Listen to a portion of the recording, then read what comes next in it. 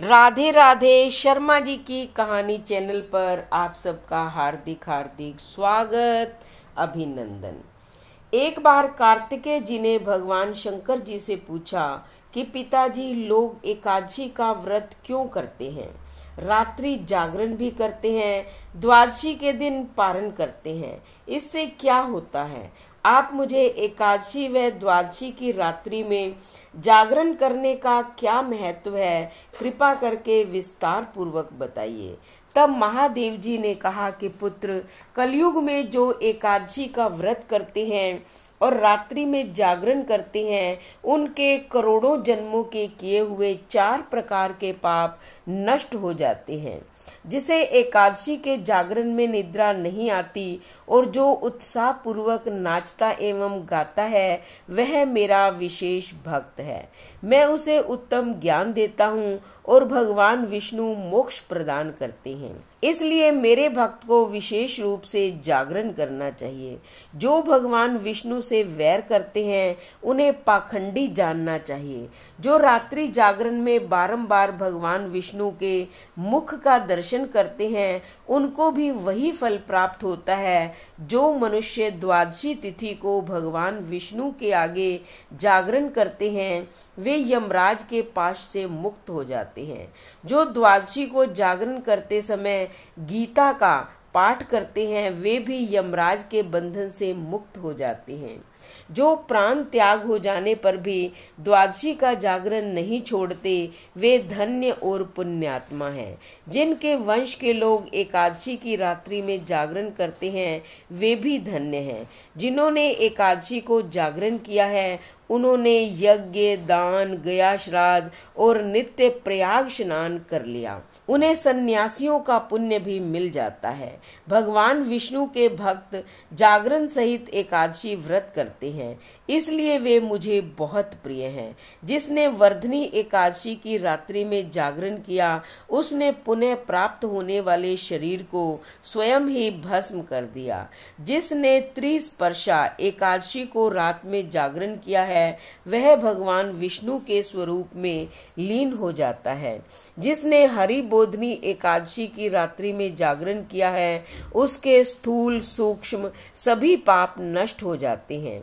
जो द्वादशी की रात्रि में जागरण तथा ताल स्वर के साथ संगीत का आयोजन करता है, उसे महान पुण्य की प्राप्ति होती है।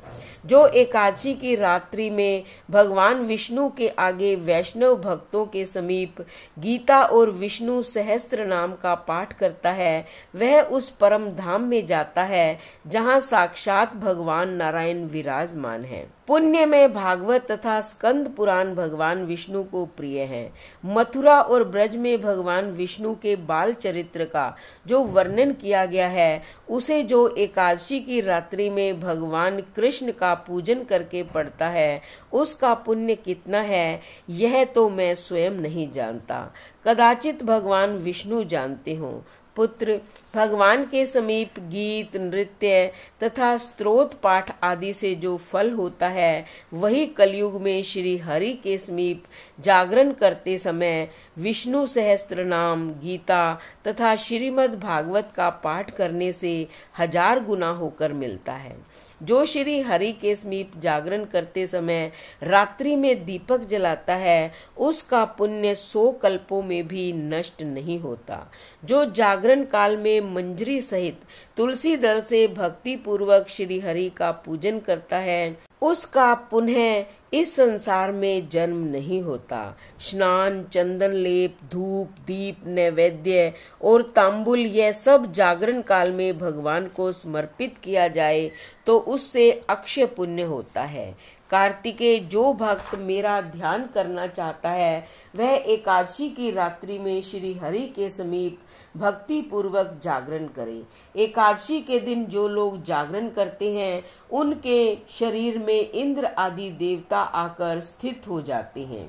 जो एकादशी की रात्रि में भगवान श्री रामचंद्र जी के चरित्र का गुणगान करते हैं, जिन्होंने श्री हरि के समीप जागरण किया है, उन्होंने चारों वेदों का स्वाध्याय, देवताओं का पूजन, यज्ञों का अनुष्ठान तथा सब तीर्थों में स्नान कर लिया। श्री कृष्ण से बढ़कर कोई देवता नहीं है, उनके दिन से बढ़कर दूसरा कोई दिन नहीं है, और एकादशी व्रत के समान दूसरा कोई व्रत नहीं है। जहाँ भागवत शास्त्र है, भगवान विष्णु के लिए जहाँ जागरण किया जाता है, और जहाँ शालग्राम शिला स्थित होती है, वहाँ भगवान साक्षात विष्णु उपस्थित होते हैं। इसलिए एकादशी का व्रत करें और रात्रि जागरण करें। द्वादशी तिथि की रात्रि में भी जागरण करें। फिर देखें भगवान विष्णु और भगवान शंकर की अपार कृपा कैसे आप पर बरसती है।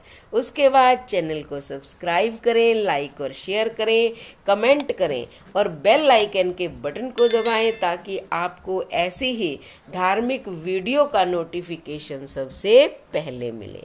धन्यवाद।